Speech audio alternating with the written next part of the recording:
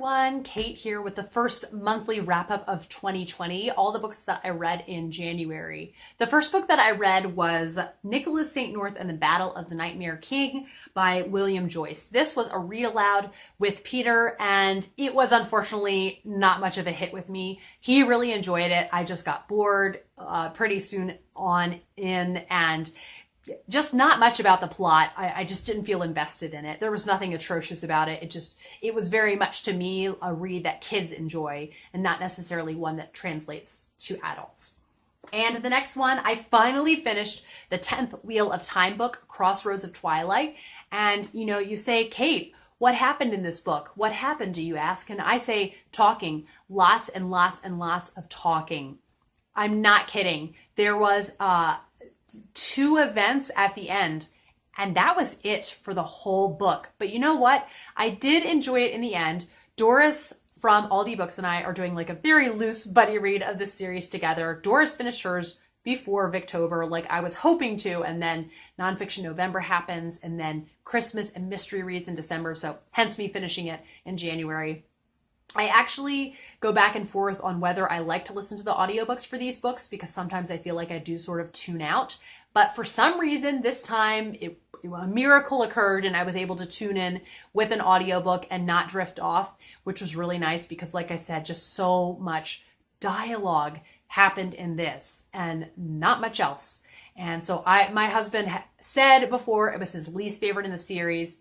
The 11th book, the next one, which Doris and I are reading next month, is the last one actually written by Robert Jordan, but he was very ill towards the end of his life. And so I think my husband feels, unfortunately, that it did affect his writing. And so he says, though, he keeps telling me that the last three in the series, books 12 through 14, really pay off. And the next book I read was a graphic novel, a middle grade graphic novel called The Queen of the Sea. And this one, it was fine. Like, I think people who love historical fiction would really like this. I highly recommend you check it out. The art was really beautiful. I read this aloud. It was a nice read aloud, and it was sort of this fictional story, sort of inspired by the Henry VIII's two daughters, Mary Queen of Scots, kind of the rivalry that they had. And yeah, so it was, I think, for lovers of historical fiction, kind of the pacing and the amount of information you get, you would really like it. But for me, who I kind of dabble in historical fiction and I'm very picky with it, I liked it, but I didn't love it. But I definitely recommend it if you love historical fiction. And the next one that I finished finally, and it took me a while to recover after finishing it, and that is Missing Joseph by Elizabeth George. And the Inspector Lynley series, I cannot go on enough about the characterization in these books. It is insane. And how she makes different events in the case that they're investigating interwoven into the plot, and that things in their personal lives, the lessons that they're learning are lessons that are also being learned by people in the case. And it was such an interesting case. I actually could remember watching the TV episode and could remember the ending, and it did not take away from my enjoyment of this book at all. If you want a highly literary mystery series, and I'm so excited because, I mean, these books, they feel really challenging to read. They feel as challenging as classics to me because the reward is so great. This one was around 600 pages, and her previous ones have been around 400 pages, and then they only get longer. There's one later in the series that I think is 1,000 pages long. So I'm definitely, I'm here for it. I'm here for like the 800 page one that's coming. So that was the sixth one in the series. And I think the seventh one I looked up and it's 800 pages. I'm all about it. So yes, highly recommend. Then A Slip of a Girl by Patricia Reilly Giff. This was a really delightful middle grade poetry book.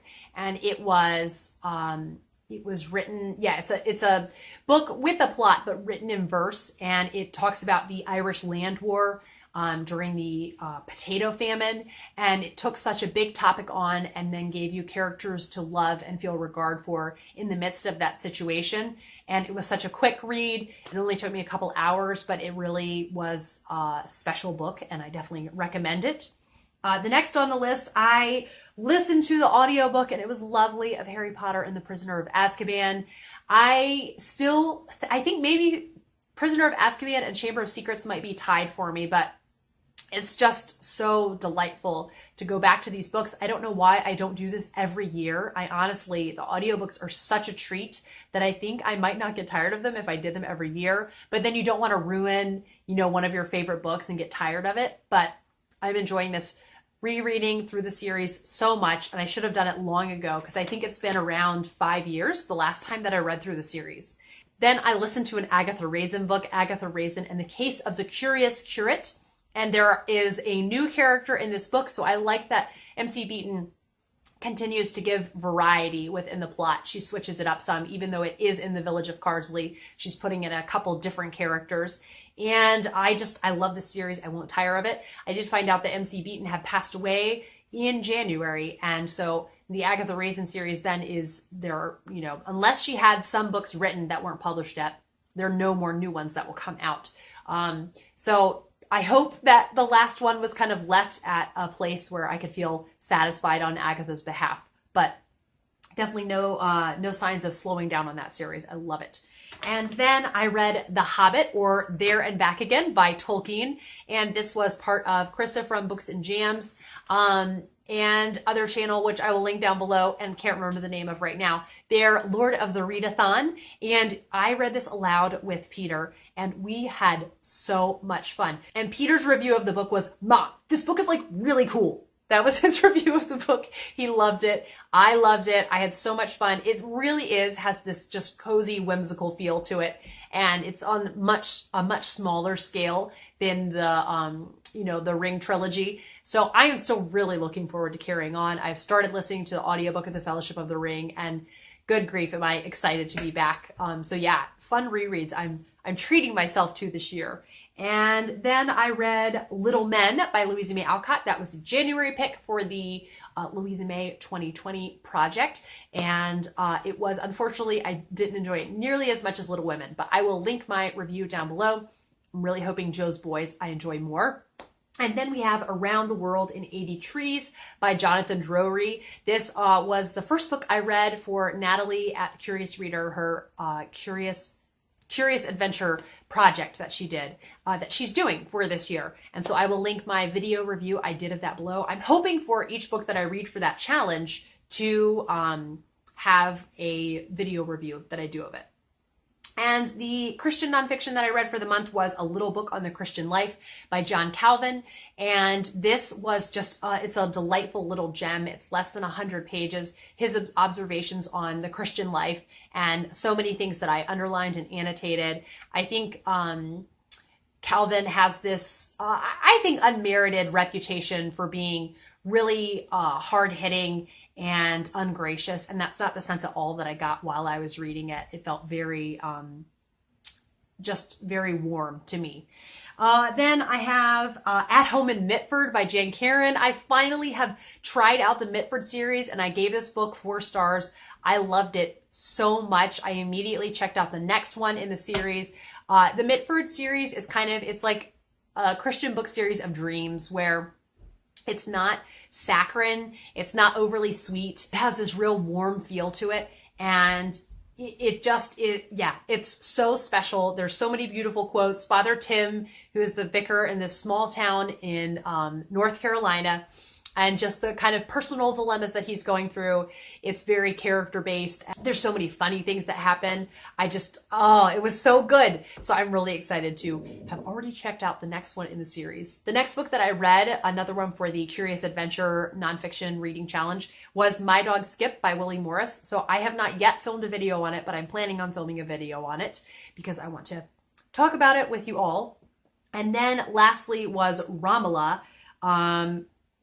Not lastly. So the next one is Ramallah by George Eliot. I just filmed, finally, a full review of it. This book I felt so intimidated to film a review of it because it had so much in it. It was just such a rich reading experience, but I finally did it.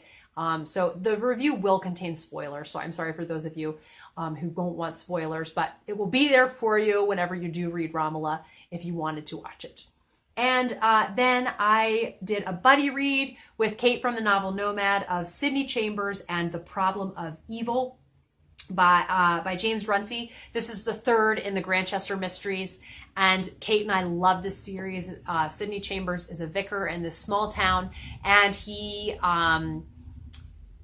just kind of the life lessons that he's learning intertwined with the cases that he's working on, while also trying to balance being a vicar, since that is, you know, what he gets paid to do, and then some just really, you get to see his first years of marriage in this, and it's just such a great series, and I highly recommend it. So that is my January wrap up. Let me know if you have read any of these or if there are any that particularly piqued your interest, and I will be back for another video soon. Bye.